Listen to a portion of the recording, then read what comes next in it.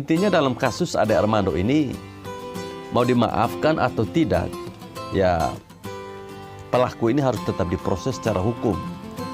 Urusan maaf memaafkan itu adalah urusan antara korban dan pelaku.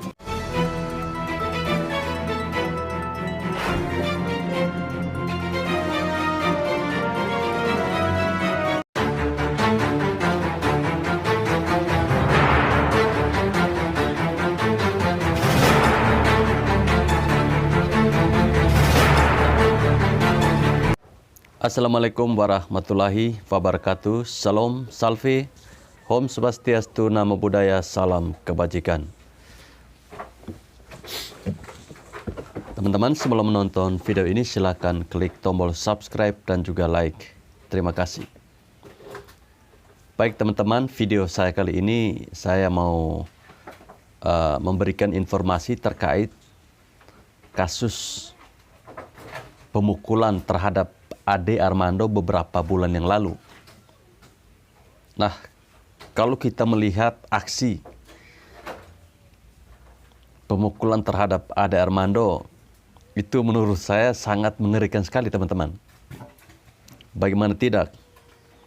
Sampai mereka memeloroti celananya Ade Armando. Sebegitu kejamnya aksi mereka teman-teman.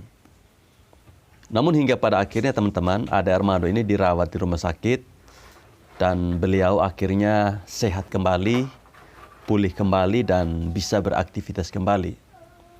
Nah, tentunya terkait dengan kasusnya Ade Armando ini, teman-teman, polisi pada akhirnya menetapkan beberapa orang untuk dijadikan sebagai tersangka. Nah, ada hal yang menarik yang tentunya mungkin ini jarang dilakukan oleh korban teman-teman.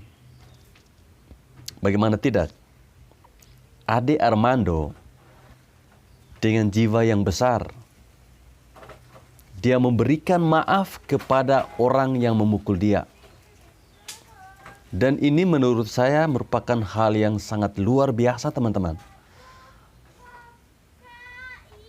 Coba kita bayangkan kalau kita yang dipukuli massa, apakah kita bisa semudah itu memaafkan orang tersebut? Ya, kalau saya secara pribadi sih agak susah memaafkan orang yang sudah memukuli saya, teman-teman. Jadi ini terjadi waktu Bang Ade Armando ini hadir dalam persidangan. Jadi Bang Ade Armando ini bahkan bersalaman dengan salah satu terdakwanya, yaitu Al-Fikri Hidayatullah, setelah selesai sidang itu, teman-teman. Nah, terdakwa ini yang memukuli bagian mata sebelah kanan dari Bang Ade Armando dengan tangan kosong. Nah, menurut pengakuan Ade Armando, jadi saat bersalaman itu, dia katakan bahwa Fikri ini anaknya baik. Dia percaya bahwa si Fikri ini anak yang baik dan berbakti sama ibunya. Ya, kemudian si Fikri juga membalas pesannya Ade Armando. Si Fikri ini menyebutkan bahwa saat ini hanya tinggal dengan ibunya. Ya, Ade Armando lalu secara otomatis mencari ibu dari Fikri ini di ruang sidang, teman-teman. Ya, pada akhirnya Bang Ade Armando menemui ibunda dari Fikri. Saya merasa salut dengan orang yang ketika sangat dirugikan atau mengalami musibah, tapi masih bisa berbesar hati untuk memberikan maaf. Ade Armando ini bisa memberikan maaf itu luar biasa, teman-teman. Saat memberikan kesaksian di persidangan itu, Bang Ade Armando dia bercerita beberapa hari lalu ibunya si Fikri ini mendatangi rumahnya dan meminta maaf. Ya, mungkin ini merupakan bentuk tanggung jawab seorang ibu terhadap anaknya yang telah memukuli Bang Ade Armando. Terkait dengan aksinya Ade Armando ini, teman-teman, coba kita bandingkan dengan kelompok sebelah, terutama para kadrun yang mabuk agama, yang diracuni oleh doktrin penuh kebencian. Ketemu orang yang mereka benci, pasti otaknya langsung terpicu untuk berbuat kekerasan. Ya makanya jangan heran dari mulut mereka ini sering keluar ucapan penggal, bunuh, bakar, ganyang, habisi. Di media sosial juga begitu teman-teman. Banyak sekali tulisan dan seruan yang mengerikan. Halal darahnya ditumpahkan. Ya begitulah otak mereka. Otak yang ya boleh dikatakan sangat kotor lah. Tapi begitu mereka ditangkap dan dijadikan sebagai tersangka, mereka ini mewek dan berubah jadi sok alim. Mendadak, kebiadaban mereka ini hilang digantikan sosok yang terlihat religius dengan pakaian yang agamis tentunya. Bang Ade Armando saja tidak bisa mendadak memaafkan jika ditanya, apakah bisa memberikan maaf? Ya wajar karena dia mungkin masih trauma. Dia mengaku masih tidak tenang ketika berada di tempat publik. Ya memang pengeroyokan itu sudah berakhir. Dan Bang Ade Armando juga selamat. Pelakunya juga sudah ditangkap. Dan kalaupun mereka dipenjara, atau para pelakunya ini dipenjara, ya itu tidak menghilangkan rasa trauma pada Bang Ade Armando teman-teman.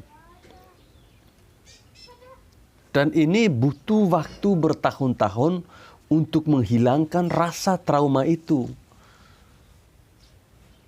Itulah mengapa banyak yang kadrun fobia. Kadrun fobia itu nyata teman-teman. Karena lumayan banyak sekali jumlahnya. Kalau di media sosial itu sangat terlihat jelas. Mereka membela agama tapi kelakuannya seperti preman. Bahkan banyak yang kelakuannya sangat parah di luar akal sehat. Kalau tidak senang, ya kita tahu kan, mereka pasti akan provokasi. Tentunya untuk apa? Untuk demo berjilid-jilid dan menekan aparat, pengadilan, atau bahkan pemerintah juga. Agar orang yang mereka benci itu bisa dipenjara. Ya buktinya Ahok dulu. Itu kan karena itu. Sebenarnya yang Ahok lakukan itu bukan penistaan agama. Ya oke teman-teman, intinya dalam kasus Ade Armando ini, mau dimaafkan atau tidak, ya pelaku ini harus tetap diproses secara hukum.